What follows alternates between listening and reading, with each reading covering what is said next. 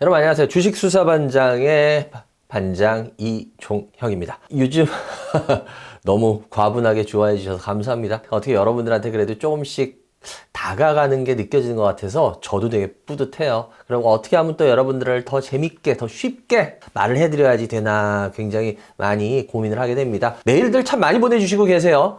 굉장히 감사합니다. 그래서 되도록이면 여러분들 메일에서 종목들을 뽑으려고 지금 굉장히 많이 노력하고 있어요. 먼저 첫 번째 종목은 이 종목이 좀 질문이 많이 들어왔더라고요. 바로 포스코 홀딩스입니다. 참 많이 아는 것 같은 종목이기도 합니다. 왜냐? 옛날에는 여러분들 포항제철 유명했잖아요. 저도 고등학교 때 기억나요. 서울은 포항제철 같은 데도 이렇게 수학여행 코스로 가요. 그래가지고 그 당시 이제 포항제철 가서 쇳물하는 용광로 지나가는데 그때 진짜 제가 고등학교 그때 2학년 때였어요. 아직도 지금 머리에 생생해요. 포항제철 진짜 끝내준다 막 이랬거든요. 지금은 포스코로 이름이 바뀌어 있죠. 그래서 여러 가지 자회사들을 두고 있는 말 그대로 포스코 그룹의 지주사입니다. 홀딩스잖아요. 포스코 홀딩스는 하나하나 좀 잘 생각을 해봐야 될 것 같아요. 왜냐하면은 이 포스코 홀딩스 같은 경우에는 기본적으로 우리가 철강 회사라는 걸 자꾸 잊어먹으면 안 됩니다. 제가 이 말씀을 드리는 이유는요. 이 회사 같은 경우에는 결국 이 철강의 비중이요. 이 포스코에서 아무리 어쩌고 해도 50% 이상이에요. 50% 이상. 이건 뭐 월등하죠. 아주 월등하죠. 철강에 대한 얘기 제가 많이 했을 거예요. 그 철강 문명에 대해서 얘기했잖아요. 우리가 석기 쓰다가 그다음 청동기 쓰다가 그다음에 철이 나오고 그죠? 그런데 철은 쉽게 말하면 이제 플라스틱이나 이런 다른 여러 가지 금속으로 자꾸 대체가 되고 있잖아요. 조금씩. 고급 철을 만든다. 철강에서는 항상 그 말 하거든요. 그 멘트. 그런데 결론적으로 이 철강 산업은 지는 산업입니다. 그건 어쩔 수 없어요. 여러분들 환경 오염을 가장 많이 하는 산업 중에 하나가 철강인 거 아시죠? 결국은 우리 인류의 문명이 발전하면서 계속 어떻게 보면 계속 좀씩 쇠퇴할 수밖에 없는 산업이라고 제가 여러 번 얘기했잖아요. 그래서 저는 포스코 홀딩스를 기본적으로 굉장히 안 좋게 본 사람이에요. 요즘 철강 하면은 철강. 이 철강 하면 누가 또 떠오르냐? 지금 미국의 대통령으로 뽑혔죠? 트럼프. 이 트럼프 행정부에서 이제 이 철강에 대해서 아시잖아요. 이번에 관세 다시, 아주 보편적 관세를 다시 더 높이잖아요. 그죠? 이러다 보니까, 이 철강에 대해서 굉장히 많이들 걱정을 하고 계십니다. 일단은 트럼프 행정부가 돼가지고 철강이 좋을 순 없죠. 물론 안 좋을 겁니다. 그런데 또 반대로 또 생각해 보실 필요가 있어요. 주봉이나 월봉을 보면요. 트럼프가 대통령이 되고 나서 2017년부터 2021년까지의 흐름을 보면요. 실은 엄청나게 힘든 흐름도 아닙니다. 여기 보시다시피. 제가 왜 이걸 보여드리냐면요. 일기라고 하잖아요. 이 시기를. 요번에 이제 앞으로 벌어지는 시기를 이 시기를 우리가 이기 시기라고 합니다. 근데 일기 때 보면요. 가장 많이 트럼프 행정부한테 당한 우리나라의 업종이 어떤 거냐 그러면 당연히 철강입니다. 여러분들 생각엔 철강 산업이 맞으면 트럼프한테 맞았으면 이렇게 됐어야 될 것 같잖아요. 근데 보세요. 생각같이 그렇게 됐나. 그러니까 이 부분을 제가 왜 이야기를 하냐면 이번에도 트럼프 행정부 이제 시작되는 거에 대해서 어떤 산업은 좋고 어떤 산업은 안 좋고 말이 되게 많아요. 물론 일리 있어요. 일리 없다는 건 아닙니다. 그렇지만 여러분이 생각하듯이 그렇게까지 엄청난 그런 변화는 안 일어날 수도 있다는 겁니다. 환경 좋아지는 거냐? 아예 아니에요. 별로 그다지 좋은 건 아닐 겁니다. 왜냐? 어차피 요번에도 아시잖아요. 트럼프가 대대적인 관세 때리게 하겠다 그랬잖아요. 중국한테. 그렇게 되면 중국은 결국 어떻게 됩니까? 지금 여러분들 아실 거예요. 지금 세계 최대 철 생산기 중국인 거. 근데 어떻게 보면 이 중국이 수출을 못 해버려요. 왜? 미국에서 수출기를 막아버리잖아요. 그럼 어떻게 되겠습니까? 제일 가까운 나라에서 철을 제일 많이 쓸 수 있는 나라 아니면 제일 만만하게 자기네가 어떻게 보면 수출할 수 있는 나라 그거 어디예요? 우리나라잖아요. 여러분들. 이러다 보니까 이 부분에 있어서 분명히 우리가 손해를 봅니다. 일단 철강업 자체가 앞으로 좋은 산업이 절대 안 될 거예요. 포스코는 아무리 어쩌고 해도 이 철강이라는 걸 벗어날 수가 없어요. 그러면 포스코는 이때 이렇게 올라간 거 이거 아시잖아요. 여러분들 이거 왜 이래요? 전기차들 때문에 리튬 강산 개발 소식 나오고 이러면서 그때 말도 안 되게 작년 상반기에 제일 끝내주는 종목이 됐었잖아요. 포스코 홀딩스에 지금 물려 계신 개인들 굉장히 많습니다. 어쩌면 2차 전지 이쪽 관련돼서 제일 많이 물려는 종목이 뭐냐라고 하면 포스코 홀딩스일 겁니다. 이 포스코 홀딩스는 특히나 개인들이 그래서 더 민감한 종목으로 알고 있어요. 저도. 이 리튬 가격 그 당시 그렇게 했는데 리튬 가격 지금 어때요? 지금 별 볼 일 없잖아요. 지금 별로 매력 없어요. 이때 좋게 올렸던 이후에 어떤 그 근본 원인들이 지금 다 반대로 안 좋아지고 있다는 거죠. 그리고 얘네 같은 경우에 말 그대로 홀딩스잖아요. 홀딩스. 지주사예요. 지주사 홀딩스. 이 부분은 좀 여러분들 잘 생각해 보셔야 돼요. 왜냐? 홀딩스기 때문에 어쩔 수 없어요. 지주사기 때문에 연결 기준을 많이 따질 수밖에 없잖아요. 왜냐? 자회사 이런 애들, 그죠? 그렇기 때문에 연결 기준을 많이 따져버려요. 레포트들이나 이런 데 보면 연결 기준으로 많이 얘기를 해버리거든요. 뭐 이런 얘기 이렇게 드린다는 게 뭐 어떨지 모르겠지만 저도 마찬가지고 자기 생각 위주로 이야기를 할 수밖에 없는 거예요. 그쵸? 뭐 이건 정답이 없는 거니까. 그러니까 뭐 애널리스트들이 예를 들어서 레포트를 쓴다. 아니 뭐 자기 생각대로 쓰는 거죠. 당연히. 그런데 제가 되게 조심하려는 게 있어요. 뭐냐면 어떤 회사를 좋게 얘기하려고 하면 예를 들어서 그 회사의 좋은 점이 5개고 안 좋은 점이 5개라고 칠게요. 그럼 좋은 점 5개를 얘기하고 예를 들어서 안 좋은 점을 1개만 얘기해 볼게요. 제가 거짓말한 건가요? 아니잖아요. 취사 선택은 내 마음이에요. 근데 문제는 뭐야? 그렇게 되면 당연히 사람들은 어떻게 들을까요? 좋은 거 5개, 안 좋은 거 하나니까 당연히 좋게 들리겠죠? 그럼 굉장히 긍정적으로 그 종목을 바라보게 될 겁니다. 제가 왜 이런 말씀을 드리냐면은 지주사 같은 경우에 연결 기준으로 해서 얘기를 해버리면요. 자산이나 이런 걸로 인해서 굉장히 좋게 얘기해버릴 수 있어요. 그리고 어떻게 보면 이 회사가 굉장히 올라갈 것 같은 매력을 느끼게 해버려요. 근데 지주사들은 보통은 그렇게들 얘기해버립니다. 왜냐? 그러면 지주사는 싸다라고 느껴버립니다. 사람들이. 가치 대비 싸네? 펀더멘탈 대비 해서 싸네? 당연히 이렇게 생각을 갖게 만들어요. 이게 참 저도 방송하고 했던 사람이지만 이 부분에 있어서 이게 참 딜레마 중에 하나예요. 그래서 여러분들이 좀 많이 알아야 되고 똑똑해야 된다 이런 말씀을 제가 항상 드리는 거고요. 간혹 많이 얘기하지만 이 지주사들은요 더블 카운팅 문제가 있습니다. 더블 카운팅. 지주사로 계산이 되고 자회사로도 또 한 번 계산이 되고 예를 들어서 이런 거죠. 우리가 뭐 술집에서 뭘 먹었어? 두부김치가 더 먹고 싶었어. 그래서 두부김치 시켰네? 그래서 지금 두부김치를 주문 받자마자 예 두부김치요 하고 거기서 두부김치를 계산을 한 거야. 그렇게 계산이 한 번 끝났어야 되잖아요. 그런데 다른 거 더 시켜서 이제 다 먹고 나가려고 했더니 이거 두부김치 또 시키셨네요. 그리고 또 계산을 해버려. 열 받아요 안 받아요? 당연히 열 받죠. 그게 더블 카운팅이에요. 우리나라는 이 지주사들의 더블 카운팅 문제들이 되게 많습니다. 미국 같은 경우에 이 더블 카운팅을 굉장히 막아버립니다. 그래서 더블 카운팅 미국 같은 경우에 잘 못해요. 그래서 우리나라는 지금 아직까지도 이게 지주사 개념이 좀 약하게 잡혀가 있는 거기 때문에 이건 좀 개선이 될 거라고 봐요. 아마 여러분들 이런 생각할 거예요. 이 반장 저번 주에 2차 전지에서 에코프로비엠 하지 않았나? 맞아요. 에코프로비엠 했어요. 그러면 에코프로비엠하고 포스코홀딩스하고 같은 2차 전지 양극재 이런 쪽 뭐 하고 하는데 그럼 비슷한 거 아니야? 이런 생각을 할 거죠. 에코프로비엠보다 저는 포스코홀딩스가 어떻게 보면 더 안 좋다라고 봐요. 쉽게 말하면 더 무겁다고 봅니다. 같은 2차 전지인데 왜 이게 더 무겁다라고 보냐?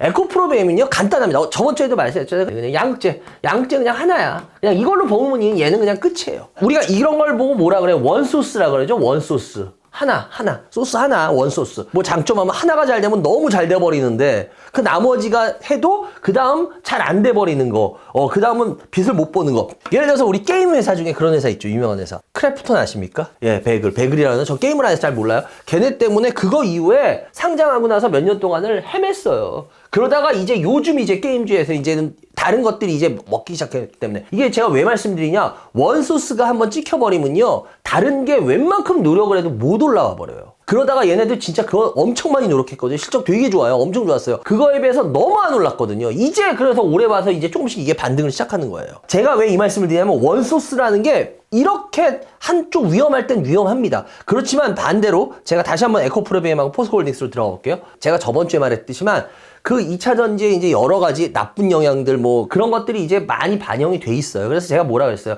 얘는 지금보다는 이제 내려가면서 어떻게 보면 관심을 가져오면 좀씩 더 나을 거예요. 라고 그랬잖아요. 그죠? 그런데 포스코홀딩스는 다시 한번 생각해 볼게요. 얘는 그거에다가 플러스 제가 아까 처음에다 뭐라 그랬어요? 철강을 얘기했죠. 그냥 2차 전지라 그럴게요. 에코프로비엠은 얘는 이것만 해결하면 올라가요. 어느 정도 좀씩. 근데 얘는 이거를 해결해도 이게 발목을 잡아버려. 잘 보셔야 되는 게 이거예요. 그러니까 자꾸 포스코홀딩스나 예를 들어서 이런 것들을 같은 선상에서 무조건 지금도 해석하시거든요. 저는 좀 이 부분을 조심해야 되는 게 아니냐. 왜? 제가 좀 전에도 말했잖아요. 얘는 원소스가 오히려 이럴 때는 좋을 수도 있어요. 근데 얘는 철강이 잘 되면 좋죠. 근데 철강이 생각보다 어떻게 되겠어요? 잘 돼요, 안 돼요? 잘 안 된다라 그러잖아요. 그리고 또 이 포스코 같은 경우에 워낙 등치가 큽니다. 얘네들 같은 경우에 어떤 사업 하나가 잘 된다 그래서 올라가기가 쉽지가 않아요. 자회사들 있잖아요, 몇 개. 그거 된다 그래가지고 그렇게 막 이렇게 올라가거나 이게 생각같이 쉽지가 않습니다. 특히나 여러분들 요즘 기관들 사니까 포스코홀딩스 기관들은 살 수밖에 없죠. 외국인들 더 이상 집은 안 낮추는 거 보이실 거예요. 왜냐면 얘네도 철강도 결국 국가 기관 산업이잖아요. 그래서 얘네들도 기관 산업 한번 어느 정도 물량 확보해 놓으면요, 그다음 그 밑은 안 팝니다. 이런 부분에 있어서 외국인들 뭐 매도가 나오거나 그렇다고 해서 외국인들이 매수로 확 땡겨주는 일은 없을 거예요. 그러면 결국 기관들이 살 수밖에 없거든요. 근데 기관들이 사서 주가를 올린다라는 건 이건 워낙 크기 때문에 쉽지가 않습니다. 이 부분에 있어서 물려 계신 분들 이번 주에 질문 많이 하셨는데, 글쎄요, 전 어떻게 보면 에코프로 BM보다도 더 불리할 수 있는 측면이 있다라고 보여집니다. 하여튼 이 부분 잘 생각해 보시면서 대응해 보시기 바랍니다. 두 번째 종목, 알테오젠입니다. 진짜 너무 핫한 종목이다 보니까 이거 해달라는 분들 진짜 많으셨어요. 정답은 없지만 또 이 반장이 또 그래도 나름대로 제가 아는 거를 뭐 있는 거 없는 거 다 풀어야겠죠. 일단 우리 알테오젠에 대해서 우리 개인 투자자 여러분들 참 많이 아는 것 같지만 참 많이 모르세요. 이 회사 같은 경우에 여러분 뭐 하는 회사인지 아시죠? 바이오 관련 회사다. 뭐 당연히 바이오겠죠. 근데 바이오 벡터하고 바이오 시밀러라는 걸 하죠. 바이오는 바이오 벡터, 바이오 시밀러 이렇게 말하죠. 그러면 제약사들은 뭐라고 말하나요? 우리가 복제약을 만드는 걸 가지고 얘기하는 겁니다. 거기는 제네릭이라고 얘기하죠. 제약사는. 그러니까 이것도 모르는 분들도 은근 많으시더라고요. 근데 오늘은 확실하게 잡아두세요. 보통 제약이 우리 화학 구조로 되는 거 아시죠? 화학 구조. 이렇게 해서 뭐가 붙어가지고 그럼 어떤 게 나오고, 그렇게 해서 약물이 나오는 거잖아요. 특허를 맨 처음에 10년, 20년을 줄 거 아니에요, 만들면. 그죠? 그 특허가 끝나고 나면 그다음부터 다른 회사들이 그걸 똑같이 해가지고 똑같이 만들어낼 수 있어요. 그래서 우리나라가 복제약을 굉장히 많이 만들어냈잖아요. 남성 발기부전제들 보면 예를 들어서 비아그라 가지고 88정이니 무슨 정이니 막 이런 거 나오는 거 있었잖아요. 그런 것들이 보면 똑같이 이렇게 제네릭으로 만드는 거예요. 그러면 얘네는 바이오 제네릭 이렇게 하면 되는데 왜 바이오 시밀러, 바이오 베터 이렇게 얘기하냐? 바이오 시밀러가 뭐예요? 비슷하다는 소리잖아요. 비슷. 바이오는 말 그대로 살아있는 애예요. 살아있는 생명체. 그러다 보니까 바이오는 이게 화학식 같이 이렇게 똑같이 만들어낼 수가 없어요. 변형이 약간씩은 될 수밖에 없어요. 그래서 바이오는 시밀러, 비슷하게까지는 가지만 100% 똑같이 못 찍어낸다. 그래서 바이오 시밀러라 그러는 거야. 똑같이 못 찍어낼 바에는 조금 더 좋게 만들어낼 수도 있지 않겠까? 그래서 바이오 베터예요. 이 회사는 쉽게 말하면 바이오 베터하고 바이오 시밀러 하는 회사이죠. 근데 얘네가 맨 처음에 유명해졌던 건 그것 때문이었어요. 여러분 혹시 황반변성이라는 거 아세요? 황반변성? 저도 이 부분에 대해서 좀 많이 걱정을 해요. 왜냐하면 이 황반변성이 심해지면 이건 아시죠? 시력을 잃어버립니다. 아예. 심해지기 시작하면 이걸 막을 방법이 없다라고 돼 있죠. 제가 몇 년 전에 그 유전자로 해가지고 건강검진 비슷하게 했는데, 그러면 어떤 게 나중에 조금 혹시라도 위험할 수 있는 병이 어떤 게 있느냐 하면 그게 나와요. 저도 제일 높게 나온 게 황반변성이었어요. 그래서 저도 굉장히 지금 눈 건강에 대한 조심을 하는데, 어쨌거나 근데 얘네들이 이 황반변성 이쪽 약이었죠. 아일리아 바이오시밀러 기술을 가지고 있기 때문에 그래서 혁신제약 기업으로 그때 막 선정이 됐습니다. 그러면서 알테오젠이 좀 많이 알려지기 시작은 했었어요. 그런데 얘네들은 어쩌고 저쩌고 떠들어도요, 얘네 가장 핵심은 뭐냐? 주가 이렇게 오른 이유 아시잖아요. 왜 이렇게 올랐는지. SC 제형 기술이라는 것 때문이죠. 제형 기술. SC 제형 기술. 이거 이제 모르시는 분 없잖아요. 다 알잖아요. SC 제형 기술이라는 게 뭐냐면 정맥 주사를 맞을 거를 근육 주사, 피하 주사로 대처할 수 있는 거예요. 이거 굉장히 획기적인 겁니다. 솔직히 저 같은 경우에도 몸이 좀 안 좋을 때가 많아가지고 링겔이라 그러잖아요. 이 정맥 주사를 맞아야 돼요. 근데 저도 잘 안 맞으려고 그래요. 왜냐면 혈관이 잘 보여요. 대신 멍이 들어요. 그리고 너무 아파요. 뻐근하고. 웬만해선 전 링겔 잘 안 맞으려고 들거든요. 그거를 피하로 하는데 해보세요. 얼마나 좋아요. 이 SC 제형 기술이라는 게 결국 그거거든요. 그래서 얘네가 그걸 한 건데, 올해 들어서 특히나 이 주가가 미친 듯이 급등했던 이유 아실 거예요. 왜 그래요? 머크사하고 얘네가 독점 계약을 맺잖아요. 머크사하고 미국의 그 유명한. 그게 5,800억 정도 되는 계약이라 그러잖아요. 그걸 하면서부터 주가가 올라왔어요. 그런데 이 머크사도 되게 재밌는 거 아시죠? 얘네가 맨 처음에는 얘네 기술을 알고 맨 처음에 막 이렇게 하려고 했잖아요. 그런데 얘네 이게 정맥 주사를 피하 주사로 이게 가능해? 이게 되긴 하는 거, 이게 애매모호하네. 이런 식으로 하면서 얘네가 쉽게 말하면 맨 처음에 머크가 좀 거리를 뒀었어요. 그러다가 이게 진짜 되는 느낌인데 하면서 그냥 얘네가 이거 잘못하면 딴 데 뺏길 수 있겠다 막 이렇게 해가지고 얘네가 그때 독점 계약을 맺어버린 거예요. 어쨌거나 이 회사가 지금 잘 돌아가면 2030년에 로열티 수익이 얼마요? 1조 원이요? 그 정도 수익이 기대된다 그러잖아요. 그게 되면은 굉장히 큰 건 맞습니다. 예, 그러면서 로열티로 계속 들어오고 안정적인 구조는 맞는데 이 부분에 있어서 좀 생각을 해볼 게 있어요. 뭐냐면요. 이 SC 제형으로 해서 얘네들이 이제 개발을 하잖아요. 뭐 머크산 이런 데들이 계속 개발을 합니다. 자기네들 그걸 이제 피하 주사로 이렇게 하는 거를 개발을 하는 건데 근데 문제는 뭐냐면 이게 지금 여러분들 완전히 완성된 완성품들이 아니에요. 이게 꼭 성공한다는 보장은 없는 거예요. 근데 얘네 기술을 갖다 써야지 이제 그걸 할 수 있고 하는 것 때문에 하는 거지. 지금 우리가 마치 이게 지금 다 당장 돼가지고 앞으로 막 이걸로 다 바뀌는 것 같이 얘기하는데 지금 당장 뭐가 어마어마하게 많이 이루어져서 지금 다 그렇게 바뀌고 있는 거 그건 전 아니라는 시각으로 저는 보는 사람 중에 1인입니다. 그러면서 또 하나 이 회사가 지금 거의 한 9배, 10배가 올랐어요. 한 9배 올랐나요? 주식이라는 게 그래요. 얘가 지금 거의 한 1년? 1년 정도에 9배 올랐어요. 여러분들도 뭐 주식 좀 해보신 분들 알 거 아니에요. 1년에 9배 올랐으면요, 여러분, 아무리 좋은 주식도 이거는 정말 정말 많이 오른 겁니다. 달도 차면요, 그 다음 어떻게 돼요? 기울어가요. 기울어져요.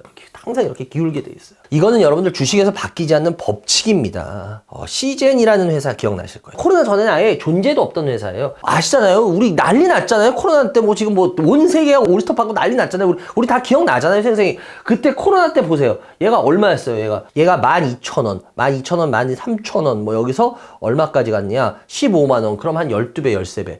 그것도 결국 12배 정도. 예, 12배. 근데 얘는요, 실적이 어마어마하게 나왔어요, 그때. 아시죠? 얘네들 이 1년의 수익으로 10년, 20년인가 걸 다 벌었다 그러죠. 이게 대가가 아니라 얘네들 아시잖아요. 진단 키트를 해서 우리 했잖아요. 키트 난리 났잖아요. 그 진단 키트를 해서 얘네들은 뭐 그게 뭐 발전하고 말고가 없어요. 그냥 바로 다 되는 거였어요. 그런데도 얘네들 그 어마어마한 거에도 12배인가 이렇게 오르고 그 다음은 이렇게 된 거예요, 결론적으로. 이 알테오젠 근데 제가 그랬잖아요. 이게 지금 당장 어마어마한 기술로 해가지고 막 지금 막 전부 다 이걸로 찍어낼 수 있는 그게 아니에요. 그런데 9배 올랐다? 그러면 시젠은 그거보다 더한 코로나 때 진짜 아무 약도 없고 막 이럴 때 우리들 다들 막 멘붕 나서 그럴 때 얘는 확실하게 돈이 찍혀 나오는 앤데도 12배 오르고 그 다음 내려갔는데? 그럼 과연 알테오젠을 어디까지 볼까요? 저는 그 부분이 되게 궁금한 거예요. 저는 솔직히 이 부분에 있어서는 좀 우리가 생각을 해봐야 된다라고 보는 거예요. 그래서 어떻게 보면 충분히 많이 반영이 됐다라고 보고 또 뭐냐? 이제 우리 연말 되잖아요. 연말에 뭐예요? 대주주 50억 요건 아시죠? 양도세 때문에. 이거 피하려고 분명히 들 겁니다. 왜? 이럴 때는 별로 없었잖아요. 근데 이번엔 틀리잖아요. 이렇게 많이 올라오면 양도세 갖고 있는 사람들 맞게 되죠. 그럼 어떻게 될까요? 예를 들어서 앞으로도 오를 가능성이 되게 많아. 아니 그럼 양도세까지 거하고 하겠죠. 근데 아까도 말씀드렸지만 시젠도 그렇고 달도 차면 기울고 이런 걸 다 아는데 이걸 양도세를 맞으려고 들까요? 차라리 양도세 맞느니 위험한 것보다 차라리 팔아가지고 빨리빨리 수익 챙기고 싶은 생각 나지 않겠습니까? 저는 좀 그런 부분을 봐야 된다는 거예요. 그리고 또 하나, 많이 간 게 참 큰 악재가 됩니다, 주식은. 제가 저번 주에도 그랬잖아요. 달리는 말이 더 달린다? 그러다가 잘못하면, 말에서 떨어지면, 목뼈 분질러서 그냥 죽는다. 이야기 했잖아요. 그거하고 똑같은 거예요. 이 자체가요, 너무 많이 가버리잖아요? 그럼 이게 가장 큰 악재가 돼버립니다. 이 구간은 여러분들 누가 봐도 폭탄 돌리기 구간인 건 뻔히 다 보이시잖아요. 내가 순례가 안 되는 게 100% 확실하다. 그러면 폭탄 돌리기 진짜 스릴 있죠. 여러분이 순례 안 되신다는 보장이 있어요? 얼마든지 여러분 순례 될 수 있어요. 그렇기 때문에 제가 봤을 때 이 부분에 있어서는 좀 조심해야 되는 게 아니냐라고 말씀을 드리겠고요. 알테오젠 하면은 같이 나올 수밖에 없는 회사가 있어요. 예전에 레고캠바이오, 리가캠바이오로 이름 바꿨죠. 얘하고 참 오래 많이 비교했어요. 그런데 잘 보시면 알겠지만요. PBR, PER로 따지면 좀 둘 다 차이는 있어요. 그런데 어찌 됐건 간에 이 알테오젠 같은 경우에 9배 이 정도 갔잖아요. 근데 리가캠바이오 얘는 여러분 아실 거예요. 얘는 이 항암제에 있어서 그 딱 고기에 맞는 항암만 되는 그런 부분 하는 거잖아요. 보면 얼마를 올랐냐면 얘는 한 3,000원이었죠. 한 14,000원. 5배도 안 돼요. 5배도. 그러고도 얘는 이제 꺾이기 시작해요. 확실하게 꺾이는 거 보이시잖아요. 물론 알테오젠도 지금 요 며칠 동안 지금 심상치는 않아요. 그런데 제가 왜 또 이걸 얘기하냐면은 알테오젠은요. 여기 보면 여기 갭 보이세요? 여기. 이 갭이 상당히 큰 갭이기 때문에 이런 갭을 무시할 수가 없게 된다는 거예요. 그런데 저는 지금 여기서 갈등 때리는 게 솔직하게 있어요. 얘가 요번에 내려오면서 지금 여기에도 갭이 있어요. 여기도 갭이 있고. 차라리 이게 없었으면 제가 상담할 때 오히려 더 나을 거예요. 근데 이게 지금 제가 걱정하는 스토리가 뭔지 아세요? 왜 이게 매꾸로 올라가게 되면 혹시라도 이거 뚫는다고 생각하시고 여기서 개인들 완전히 더 사버립니다. 그런데 만약에 그렇게 되다가 이 갭이 너무 크기 때문에요. 이 갭 매꾸로 내려올 거예요. 시즌도 보면 그 갭 매꾸로 결국 다 내려왔어요. 제가 걱정되는 게 이겁니다. 제가 목요일 날 촬영을 하기 때문에 이게 목요일 날 지금 우리 종가예요. 이게 지금 더군다나 이렇게 받치는 모습이 나와버렸잖아요. 그럼 이게 만약에 반등해가지고 이 갭을 메꿔 버려? 그러면 이 갭이 살아버려요. 그럼 어떻게 될까? 나중에. 그럼 여러분 더 죽어버려요. 이렇게 큰 갭은요 결국 매꾸로 내려옵니다. 시간이 좀 얼마나 걸리냐 그 차이인데 문제는 여기서 얘가 얼마나 올라갈까? 아까도 말했잖아요. 여러분들 이제부터는 좀 시각을 바꿔보시는 게 오래 사는 장수의 길이 아니겠냐. 결국 장수하고 끝까지 오래 살아남아야지 뭔 기회도 잡더라고요. 그래서 요것도 한번 여러분들 잘 생각해 보셨으면 어떤가 말씀드려보겠습니다. 오늘 세 번째 마지막 종목입니다. 굉장히 친숙한 종목일 수도 있어요. 저도 뭐 안 친숙하다고는 얘기 못 하겠어요. 하이트질러입니다. 하이트질러. 이게 참 재밌는 종목 중에 하나예요. 워낙 이 종목이잖아요. 이 회사 같은 경우에 여러분 아시겠죠? 뭐 맥주는 뭐 테라, 그러다가 요즘은 또 그 캘리인가요?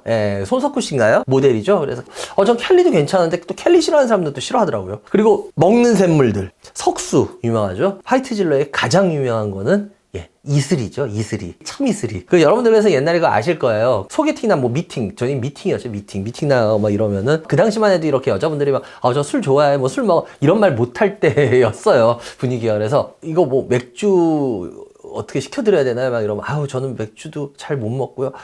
그럼 저 이슬만 먹고 살아요. 그럼 이슬이요? 참 이슬이요. 그래가지고 깜짝 놀라고 막 이랬던 얘기들. 저희 때는 이게 유행했던 얘기들이에요. 진짜 실화였고. 이 회사 같은 경우에 보면은요, 매출 같은 경우에 이 회사가 약 연매출이 한 2조 5천 됩니다. 2조 5천. 하이트 진로 하면은 솔직히 워낙 진로였잖아요. 그럼 하이트하고 합친 거잖아요. 그러다 보니까 이 진로 소주가 한 1조 5천 돼요. 하이트 진로에 대해서 많이 아시는 분들이 이게 맥주하고 소주하고의 서로 이 비율이 어떻게 돼요라고 물어보시는 분들 많으세요. 이거 폭탄주 비율 같은데 소주 하프 한 절반 정도가 맥주 매출이라고 보면 거의 여러분들 맞아요. 이 회사 3분기 실적도 참 좋았어요. 근데 조금 안 좋은 게 뭐냐면 얘네들이 3분기 실적 좋았는데 이게 비용 절감 때문이었어요. 비용 절감. 그러니까 이렇게 해서 나는 실적 좋은 건데 그렇게까지 좋은 실적은 아닙니다.